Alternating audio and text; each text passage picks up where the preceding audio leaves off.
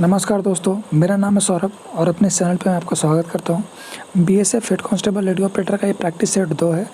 अभी मैं वीडियो को छोटा रख रहा हूँ। रीज़न ये है कि वीडियो बनाने में, पीडीएफ तैयार करने में बहुत मेहनत लगती है और आप लोग का रिस्पॉन्स कुछ वैसा आता नहीं है। तो अभी मैं थोड़े-थोड़े क्वेश्चन कर रहा हूँ, लेकिन जो भी मैं करा रहा हूँ वो बहुत इंपॉर्टेंट है। और बहुत लोग कमेंट कर रहे थे कि इंग्लिश के साथ-साथ हिंदी भी लाएँ, तो ये जो आपका ये वाला जो सेट है वो बाइलिंगुअल है, ठीक है। चलिए वीडियो शुरू करते हैं। इसमें आज मैंने फिजिक्स का क्वेश्चन लिया है, तो फिजिक्स के 10 क्वेश्चन है कि सोलर पैनल के उपयोग में सौर ऊर्जा को परिवर्तित करते हुए कौन सा उत्पादन होता है। यानी कि अगर सोलर एनर्जी का यूज़ किया जाए तो सोलर एनर्जी से कौन सा एनर्जी मिलता है। तो आपको पता है कि सबके घरों में सोलर है। सोलर एनर्जी से आपका इलेक्ट्रिक एनर्जी में कन्वर्ट होता है with the help of battery. Battery अगर है तो, नहीं तो डायरेक्ट भी वो एनर्जी इलेक्ट्रिकल एनर्जी में कन्वर्ट हो जाएगा। इसके बाद सेमीकंडक्टर में अशुद्धता क्यों मिलाई जाती है। अब सेमीकंडक्टर में जो भी इम्प्योरिटी होता है, इसका मिलाने का रीज़न क्या है। ऑप्शन आपके सामने कि इसकी अवधि बढ़ाने के लिए, उच्च वोल्टेज का सामना करने में सक्षम बनाने के लिए, विद्युत चालकता बढ़ाने के लिए और इसके प्रतिरोधकता को बढ़ाने के लिए। तो इसका राइट आंसर हमारा होना चाहिए कंडक्टिविटी को बढ़ाने के लिए, क्योंकि डोपिंग इसीलिए किया जाता है। अच्छा, पहली बात है कि सेमीकंडक्टर जो आपका है, ठीक है, इसमें अगर कोई इम्प्योरिटी अगर मिलाया जा रहा है तो वो प्रक्रिया क्या कहलाती है, डोपिंग।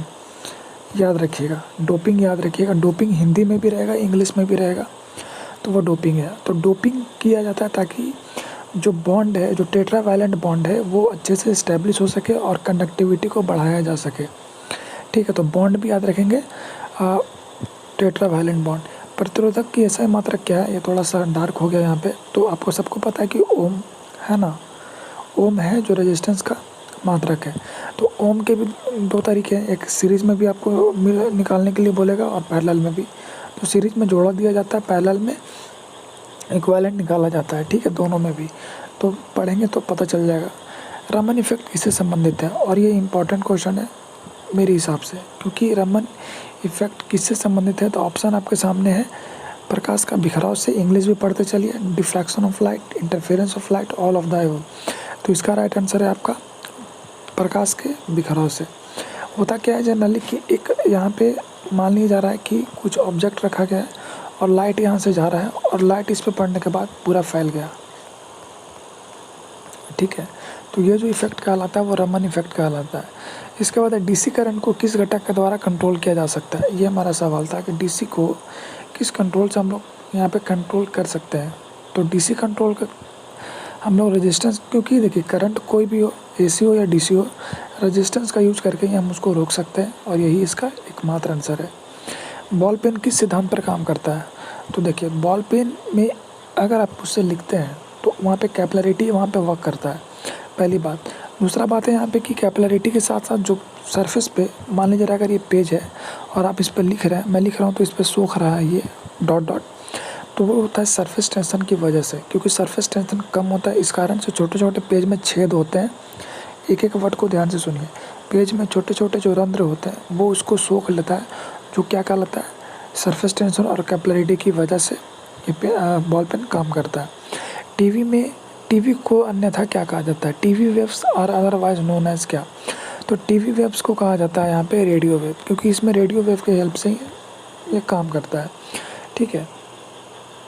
इसके बाद एक रेक्टिफायर में कैडमियम की छड़ को, तो कैडमियम एक मंदक की तरह है ना, मंदक की तरह कैडमियम का यूज़ होता है। मंदक एक रिएक्टर में, परमाणु रिएक्टर में मंदक का, ग्रेफाइट का। तो ये न्यूट्रॉन के मूवमेंट को, ध्यान से पढ़िएगा, कि न्यूट्रॉन के स्पीड को कम करने के लिए इसका यूज़ किया जाता है, ठीक है।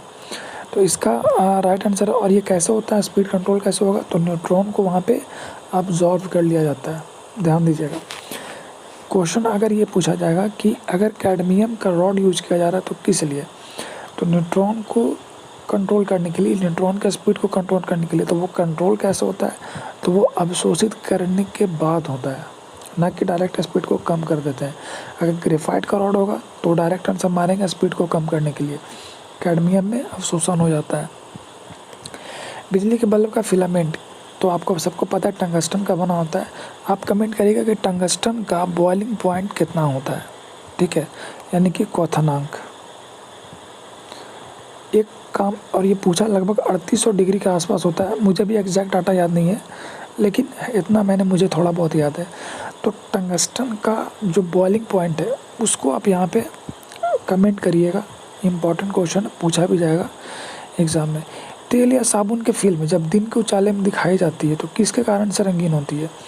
आप लोग सब ने पढ़ा होगा, एक यहाँ पे रिफ्लेक्शन। देखिए यहाँ पे 2-3 चीज़ें यहाँ पे काम करती है, मैं आपको बता दूँ। यहाँ पे एक आप पढ़े होंगे, हिंदी में उसको कहा जाता है व्यतिकरण, ठीक है, इसकी वजह से और चमकता है वो, और एक होता है रिफ्लेक्शन। तो यहाँ पे आंसर आपका होगा रिफ्लेक्शन। कि जैसे होता है ना सतरंगी टाइप का वो नज़र आना, तो वो रंगीन जो नज़र आती है वो रिफ्लेक्शन के कारण ही होती है, और भी रीजंस हो सकते हैं, लेकिन अभी यहाँ पे अगर वो व्यतिकरण में यहाँ पे अगर दिया रहता तो आंसर हमारा वो होता, ठीक है। तो इसका राइट आंसर है परावर्तन। वीडियो बहुत छोटा रखा था मैंने। अभी देखिए आपको करना क्या है कि अभी आप सिर्फ जो भी मैं वीडियो में बता रहा हूँ, उस जो क्वेश्चन नहीं आ रहा है उसको आप लिख लीजिए, ठीक है। आप यकीन मानिए कि थोड़ा सा एक बार अच्छा सपोर्ट मिलेगा तो मैं क्लास लेके आऊँगा आपके लिए, आप यकीन मानिए। और इसके लिए आपको कोई पैसा नहीं देना पड़ेगा, 0 पैसा, फ्री फोकट में मैं आपको पढ़ाऊँगा, और बहुत कॉन्सेप्ट के साथ पढ़ाऊँगा, आप यकीन मानिए। बस थोड़ा मुझे सपोर्ट की ज़रूरत है। मिलते हैं अगले वीडियो में। जय हिंद।